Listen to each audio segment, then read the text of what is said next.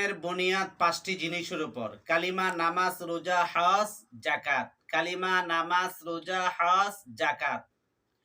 আমি যে বিষয়টার উপরে আমি এখন কথা বলবো ইনশাআল্লাহ, এটা হজ নিয়ে। এটা হজের সময়, এটা আরফার সময়, দোয়া কবুলের সময়।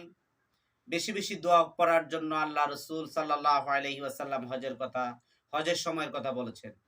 আল হাজ্জু ইয়াহদিমু মা কানা ক্বাবলুহু, রাওয়াহুল বুখারী। রাসূল করিম সাল্লাল্লাহু আলাইহি ওয়াসাল্লাম হজের দ্বারা সমস্ত গুনাহকে আল্লাহ তাআলা মিটাইয়ে দেয়। একটা লোক যদি হজ করে, সে যাওয়ার পর, হজ করার পর সে যেন মায়ের ঘর থেকে জন্ম হয়ে মাত্র এসেছে, এত পুত পবিত্র হয়ে যা, মাসুম হয়ে যা। এজন্য আমাদের দেশের অনেক লোক আছে এমন, ধন সম্পদ থাকার পরেও হজের চিন্তাও করে না। হজটা তো ফরজ, এটা না আদায় করলে হবে না। এই জন্য আমরা যখন যার মাল থাকবে, হজের সরু সামানাকে প্রস্তুত করে আমরা হজের জন্য প্রস্তুত হয়ে যাব ইনশাল্লাহ। হজের কয়েকটি জরুরি কয়েকটি কাজ যেগুলো আমাদের জানা ফরজ।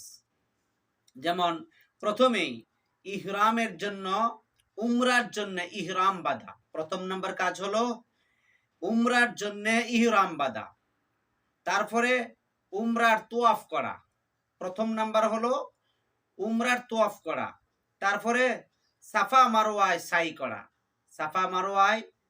করা। অনেকে আইসে কোনটা করবে, কি করবে, এটার একটা ভাও সে পায় না। এরপর হালাল হওয়ার পর চুল কাটা। মহিলাদের জন্য সামান্যতম চুল কাটলেই হবে। এই চুলটা যেন অন্য মানুষে না কাটে, যে তার এগে না সে কাটবে, বেগে না কাটতে পারবে না। এদিকে একটু খেয়াল করা। সাফা মারওয়ায় সাই করার সময় বাহুবল মানে নমল করবে এবং দৌড় দিবে। মহিলারা যেন মহিলাদের জন্য দৌড় নাই, পুরুষরা নমল করবে, বাহুবল একটু দৌড় হবে, স্পিড হবে। এখানে গেলে একটু স্পিড হয়ে যায়। যে আমি যে কথা প্রথমেই বলতেছিলাম, প্রথমেই হজের জন্য ইহরাম বাঁধা। আমি আবার বলছি মনে রাখার জন্য, যে যেখান থেকে দেখছেন এবং শুনছেন আমার ভাইরা, খুব দিল দিয়ে শুনেন যে কথা আমি বলতেছিলাম। ইহরাম বাঁধার জন্য, উমরার জন্য ইহরাম বাঁধা, উমরার জন্য ইহরাম বাঁধা, উমরার তোয়াফ করা, সাফা মারওয়ায় সাই করা, হালাল হওয়ার পর চুল কাটা। এবার শুরু হইতেছে 8ই জিলহজ। 8ই জিলহজ ইহরাম বাঁধা। কিসের জন্য? হজের জন্য।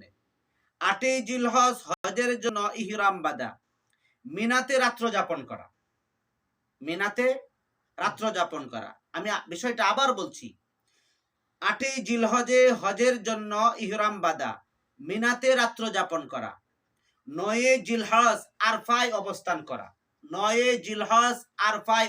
করা। মুজদালিফায় রাত্র যাপন করা। তারপর জিলহজের 10 তারিখে বড় জামাতে কঙ্কর নিক্ষেপ করা। 10ই জিলহজ বড় জামাতে শয়তানকে কঙ্কর নিক্ষেপ করা। এরপর কঙ্কর নিক্ষেপ করার পর হাদি জব করা, মানে কুরবানি করা। ইফরাদ ফরজ সাফা মারওয়া সাই করা। ইফরাদ ফরজ তোয়াফ করা এবং সাফা মারওয়া সাই করা, মিনাতে রাত্র যাপন করা। আল্লাহ তাআলা আমাদের হজকে যেন কবুল করেন, মঞ্জুর করেন। আল্লাহ তাআলা আমাদের শিফায়ে আজালা কামেলা নসিব করেন।